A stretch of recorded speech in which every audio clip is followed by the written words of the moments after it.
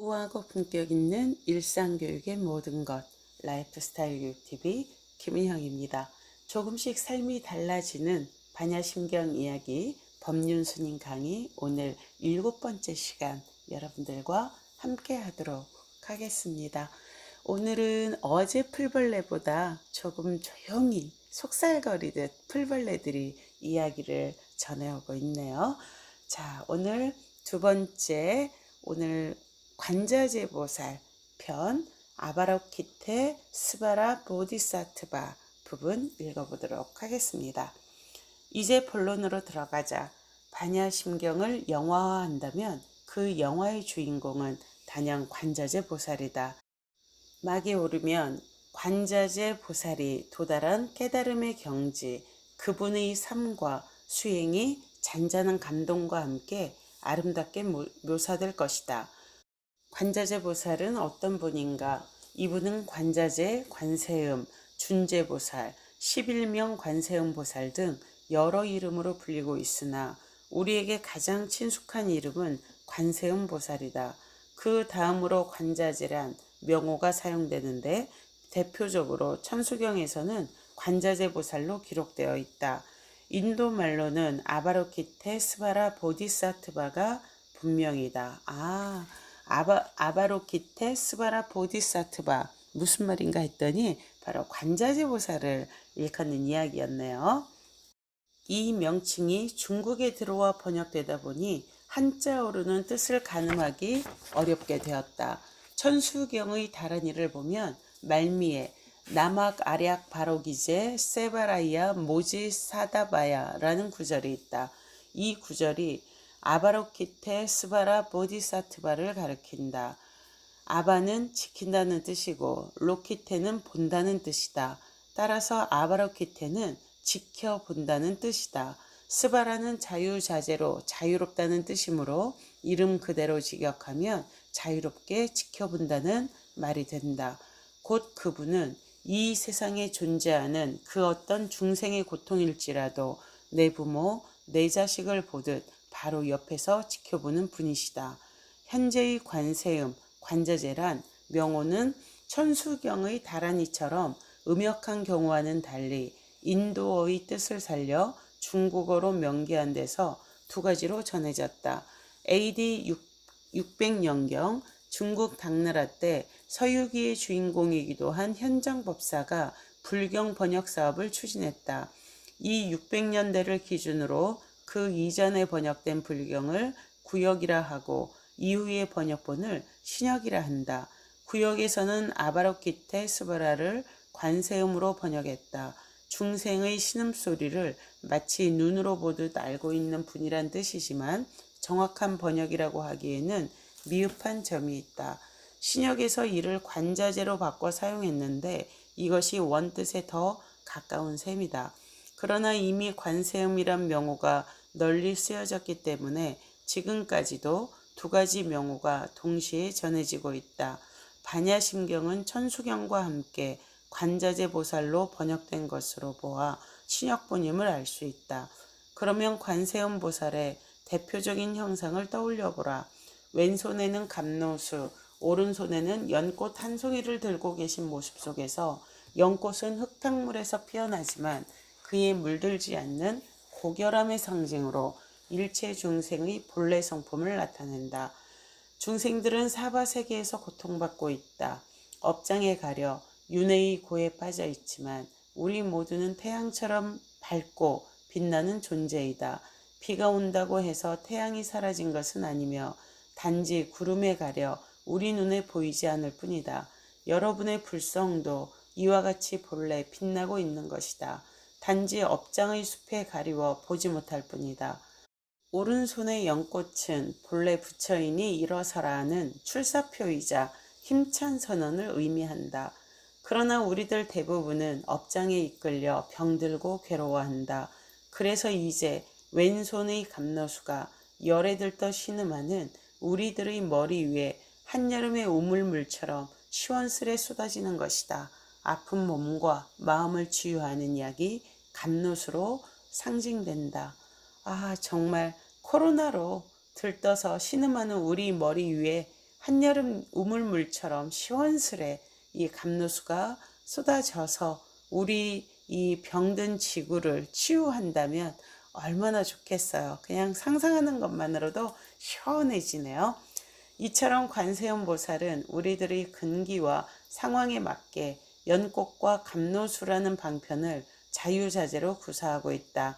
이는 유능한 조련사가 말을 다룰 때 당근과 채찍이 적절하게 주어져야 하듯 중생의 요구와 나아가야 할 길을 살펴 두 방편을 구사하면서 결국 성불의 길로 이르게 하는 것이다.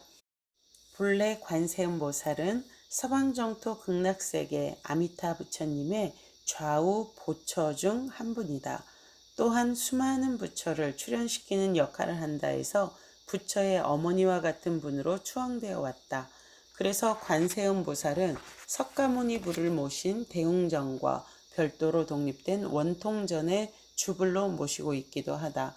동해안 낙산사의 원통전이 대표적인 경우이다. 관세음보살은 지혜가 부족하고 자비 복덕하신 부처님의 모습 중에서 특히 자비를 강조하시는 분으로 곧 자비의 화신이 관세음보살이다. 자비의 자는 베푼다는 뜻이고 비는 슬프다는 뜻이다. 우리들이 누리는 사랑, 기쁨, 행복은 엄격히 말해 순수히 우리 자신만의 것이 아니다. 관세음보살은 그 모두가 타인들과의 관계 속에서 내게 온 것이므로 마땅히 타인들에게도 베풀어 함께 나누어 가시라고 설하신다. 이것이 자애사상이요 실천인 것이다. 여러분이 누리는 조그마한 행복도 물론 재물이나 권력도 포함된다. 이웃에게 베풀고 나누어 가시라. 그 행복은 더욱 커질 것이다. 콩 한 토를 두 조각 내어 나누면 몇 배의 충만감으로 가득 찰 것이다.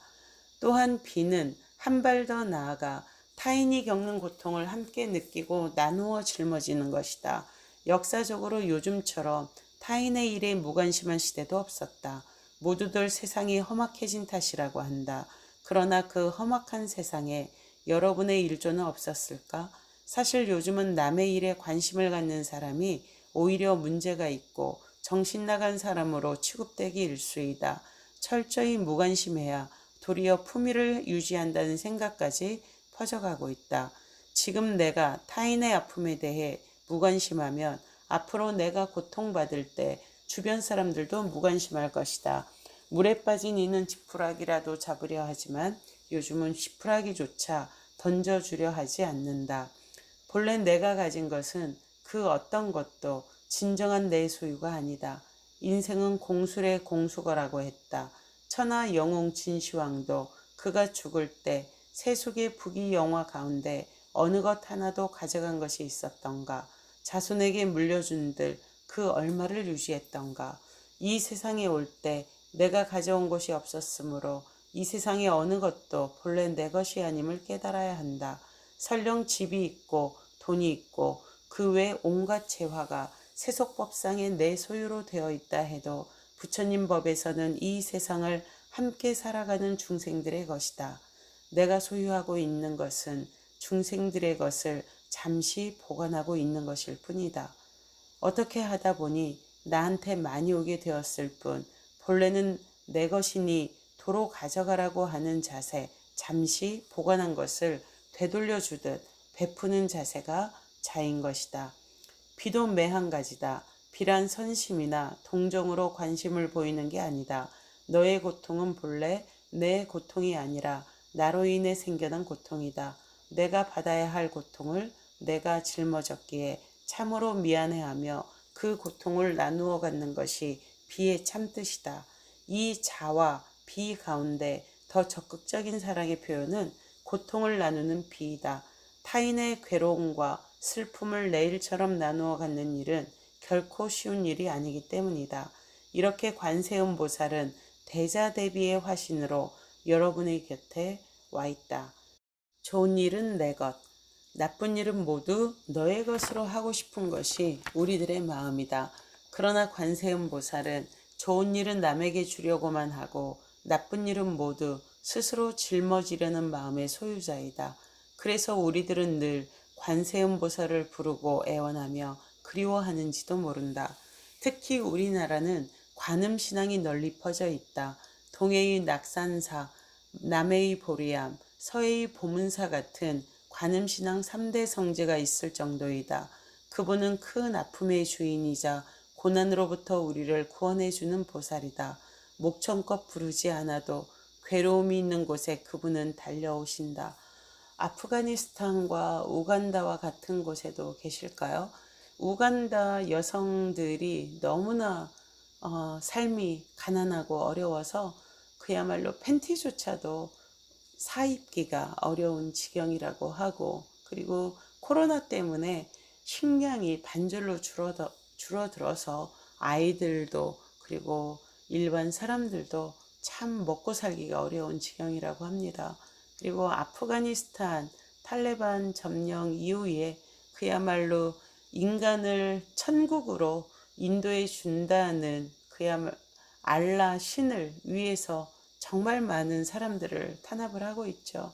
여성과 아이들이 길거리에서 완전히 사라지고 있다고 하는데, 이 모든 사람들에게 부처님의 자비가 곳곳에 닿고 있겠구나. 하지만 부처님의 자비가 닿기까지는 또한 우리 인간들의 행동이 필요하잖아요.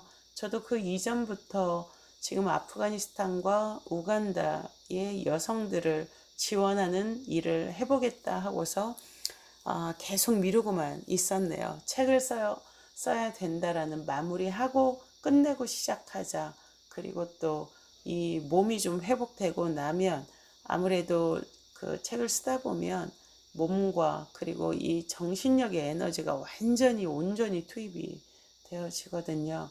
그러고 미루다 보니까 사실은 행동을 하고 있지 않았네요. 근데 어제 우리가 반야심경에서도 그 읽었듯이 행동하지 않는 것은, 마음만 가지고 있는 것은 아무것도 하지 않는 것과 마찬가지거든요.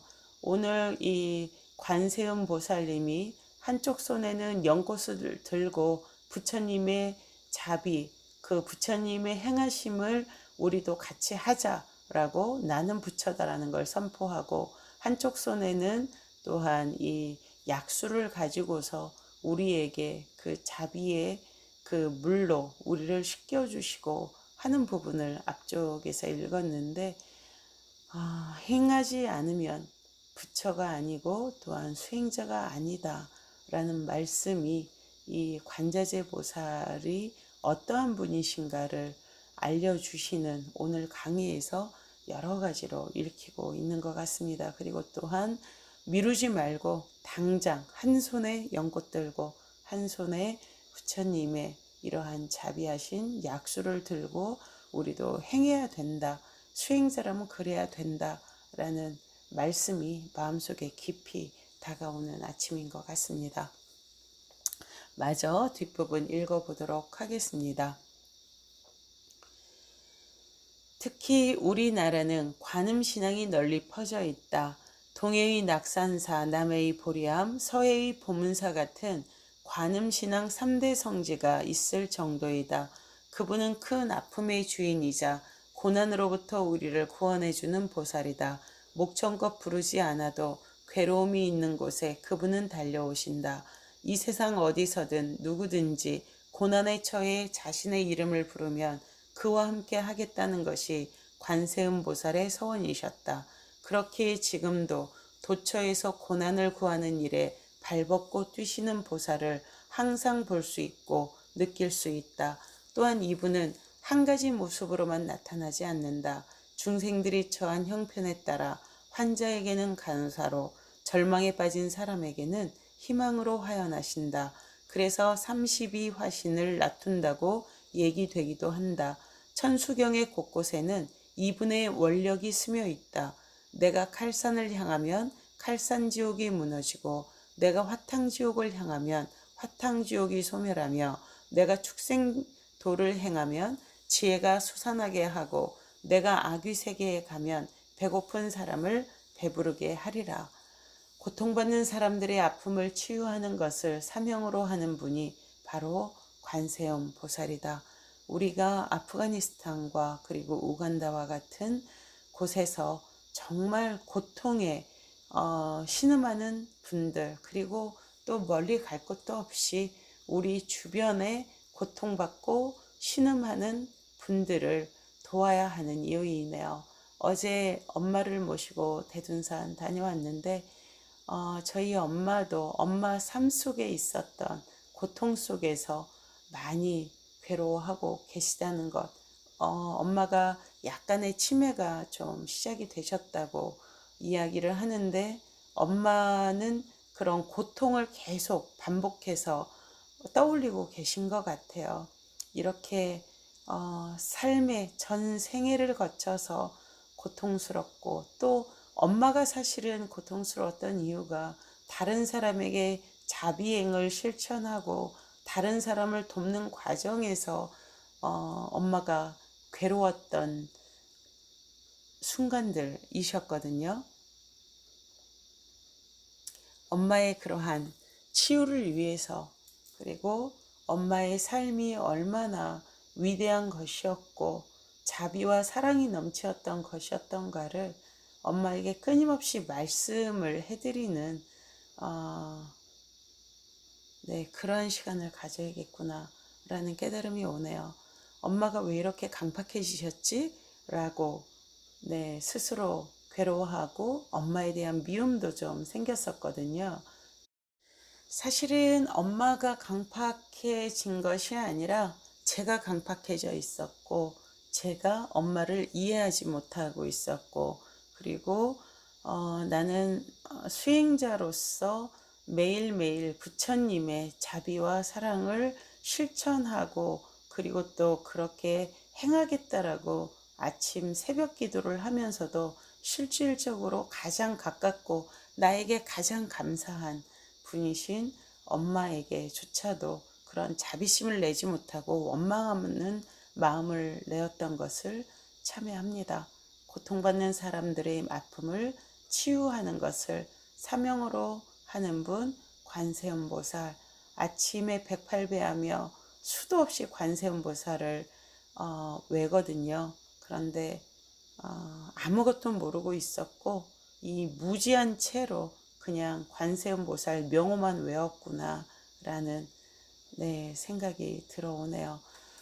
저도 오늘부터 이 관세음보살 108배 할 동안 아침에 엄마에 대한 감사와 사랑의 기도를 하긴 했지만, 그야말로 이 관세음보살님의 자비와 충만한 그러한 사랑으로 다시 한번 기도하는 시간을 가져야겠다라는 생각이 듭니다.